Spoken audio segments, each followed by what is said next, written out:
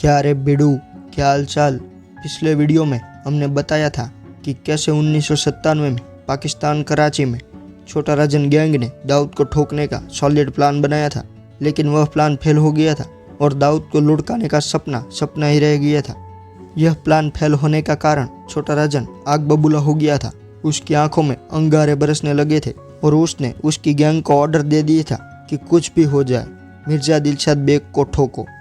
उसकी जान मुझे किसी भी कीमत पर चाहिए। राजन ने यह ऑर्डर भी कर दिया था और दूसरी तरफ वह खौफ भी खाने लगा था, क्योंकि राजन को पता था कि उसने यमराज से दुश्मनी कर ली है। यमराज बोले तो दाऊद इब्राहिम। उसे पता था कि अब उसे कोई नहीं बचा सकता। उसने तय किया, अब दाऊद को मारो या खुद मरो। इस प्लान को लीक करने वाला नेपाल का सांसद मिर्जा दिलशाद बेग को रास्ते से हटाना जरूरी था।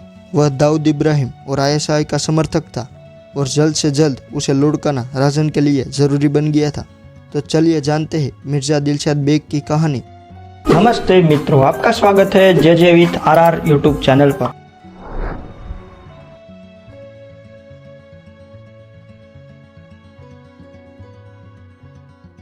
इस कहानी का जो किरदार है उसने शुरुआत की थी चोरी से और फिर नेपाल में सांसद बना, एक बड़ा मंत्री बना।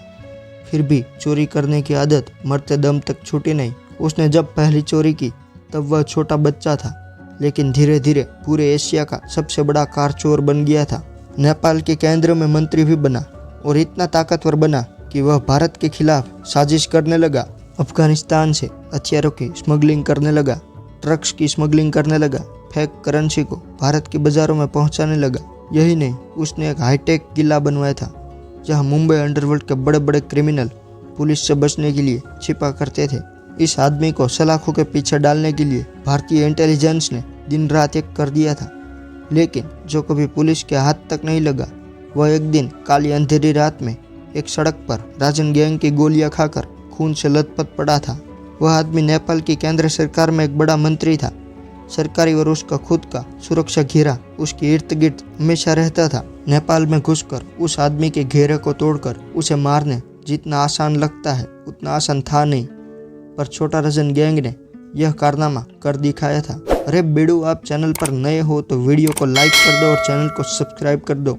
दरअसल उत्तर प्रदेश के गोरखपुर जिले में एक गाँव है भैंसाही, और इसी गाँव में जन्मा मिर्जा दिलशाद बेग। शुरुआत इसने कार चोरी से की थी। धीरे धीरे वह कार चोरी में खूब पैसा बनाने लगा। फिर चोरी की हुई कारों को लेकर वह नेपाल जाने लगा, वहां उसकी बिक्री करने लगा।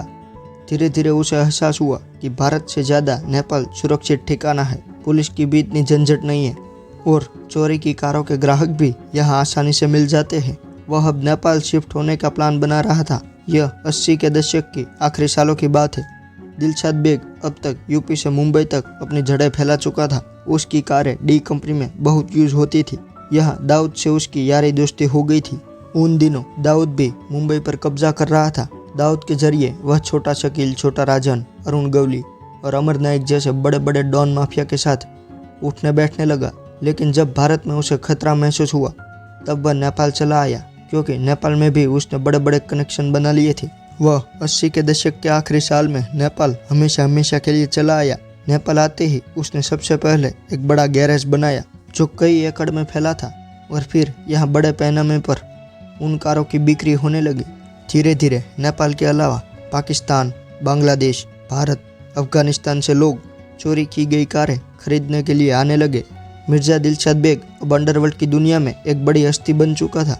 उसे कार किंग कहा जाने लगा था। पूरे नेपाल में उसकी पकड़ बन चुकी थी। उसने नेपाल की कृष्ण नगरी में एक हाईटेक किला बनवाया था, जहां हथियारों से लैस बॉडीगार्ड हर वक्त तैनात रहते थे। मानो यह महल मिर्जा दिलशाद बेग के लिए किसी लंका से कम नहीं था। और मिर्जा के इस ठिकाने पर दाऊद के लोग मुंबई में वारदात को अंजाम देकर छिपने के लिए आया करते थे। दाऊद ही नहीं, भारत के जितने भी दुश्मन थे उनके लिए यह ठिकाना किसी सेफ हाउस से कम नहीं था। मिर्जा दिलशाद बेग भारत के दुश्मनों को यहाँ पनाह देता, उनकी मदद करता, उन्हें सारी सुख सुविधाएं दिलवाता। इस बात से आप अंदाज़ा लगा सकते हो कि वह आदमी कितना पावरफुल होगा। लेकिन अब भी यह पावर कम पड़ रही थी। वह पॉलिटिक्स में उतरा। नेपाल का कानून उसकी जेब में लेना चाहता था। नेपाल एक हिंदू राष्ट्र है, यहाँ थोड़े बहुत मुस्लिम भी रहते हैं। मिर्जा बेग यहाँ मुस्लिम कार्ड खेलता है। वह मुसलमानों को भड़काकर उसका मसीहा बन गया, उनके लिए आवाज़ उठाने लगा। और जब चुनाव आया तब 1994 में कपिल वस्तु के तराई जिले से भारी बहुमत के साथ चुनाव जीता और इस तरह लगातार 2 बार नेपाल की केंद्र सरकार में मंत्री बना। ऐसा आदमी जब मंत्री बन जाए, उसके हाथ में पावर आ जाए, फिर वह क्या क्या नहीं करेगा। मिर्जा बेग ने भी वही किया। भारत में कई तरह के अपराधों को अंजाम दिया। उधर नेपाल में वह एक राजनेता के रूप में जाना जाने लगा, लेकिन वह अपनी आदतों से कभी बाज नहीं आया। जब अबू सलेम ने टी सीरीज के मालिक गुलशन कुमार की हत्या करवाई, तब अबू सलेम के शूटरों को नेपाल में इसी मिर्जा बेग ने पनाह दी थी। जब यह बात मुंबई क्राइम ब्रांच को पता चली, तब उन्होंने मिर्जा बेग पर शिकंजा कसने की कोशिश की, लेकिन अपने राजनीतिक पावर का इस्तेमाल कर वह बचता रहा। अब मिर्जा बेग ने आईएसआई और दाऊद के लिए काम करना शुरू कर दिया था। मिर्जा ने अफगानिस्तान से भारत में हथियारों की सप्लाई शुरू कर दी थी और पाकिस्तान में बन रही भारतीय फेक करेंसी को भारत में लाने का काम मिर्जा बेग ही करता था। यही नहीं, भारत के बड़े बड़े शहरों में ड्रग्स की सप्लाई भी उसने शुरू कर दी थी। लेकिन अब उसका अंत होने वाला था। वह एक ऐसी गलती करने वाला था जिससे उसका साम्राज्य खत्म हो गया। दरअसल दाऊद की बेटी का इंतकाल होता है। यह बात राजन को पता चली। छोटा राजन ने अपने 8 शूटर दाऊद को मारने कराची भेजे, क्योंकि राजन को पता था कि दाऊद इस बार अपने घर से बाहर जरूर निकलेगा और उसे मारना आसान होगा। इधर से 8 शूटर निकल गए। दाऊद भी अपने घर से बाहर आ गया, लेकिन मिर्जा बेग ने एंड वक्त पर दाऊद को खबर दे दी कि राजन के लोग तुम्हें मारने कराची पहुंच चुके हैं। इस खबर से दाऊद चौकन्ना हो गया और बच गया। इस घटना ने छोटा राजन के दिल में मिर्जा बेग के लिए नफरत भर दी और अब राजन किसी भी हाल में मिर्जा बेग को ठोकना चाहता था। 20 जुलाई 1998 को इंडिया टुडे में छोटा राजन का एक इंटरव्यू आता है और वह पूरी दुनिया के सामने खुलेआम बोलता है, हाँ, मैंने ही मारा है दिलशाद बेग को। मिर्जा बेग को मारने की 3 थियरी सामने है। राजन के बाद 2 और लोगों ने मिर्जा बेग को ठोकने का दावा किया था। अब यह सवाल आपके मन में ज़रूर होगा कि मिर्जा बेग को आखिर मारा कैसे। दरअसल छोटा राजन ने अपने खास आदमी को यह काम सौंपा था। राजन उस वक्त दुनिया में कहाँ था कोई नहीं जानता था। वह बाहर भी नहीं आ सकता था, पर वह मिर्जा को खल्लास करना चाहता था।